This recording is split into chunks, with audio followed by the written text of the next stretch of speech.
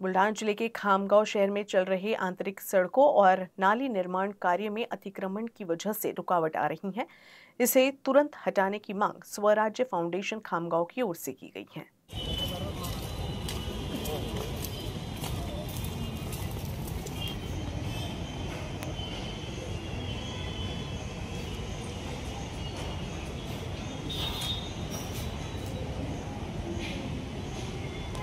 खामगाव शहरातील सुमारे 200 कोटीची विकास कामे ही मंजूर असून यामध्ये कॉन्क्रीट रस्ता, पेवर ब्लॉक व नाली बांधकाम ही विकास कामे मंजूर झालेली आहेत। सदर विकास कामे ही अतिक्रमणामुळे अर्धवट झालेली असून याचा नाहक त्रास हा खामगाव शहरातील नागरिकांना होत आहे। या अतिक्रमणाचे निवेदन 15 दिवस अगोदर नगर परिषद खामगाव मुख्याधिकारी यांना दिलेले आहे, परंतु यावर कुठलीही कारवाई न झाल्यामुळे आज जिल्हाधिकारी कार्यालय बुलढाणा येथे जिल्हाधिकारी साहेब यांना आम्ही स्वराज्य फाउंडेशन मार्फत निवेदन दिले व या निवेदनाची दखल न घेतल्यास आम्ही लोकशाही मार्गाने आंदोलन करू।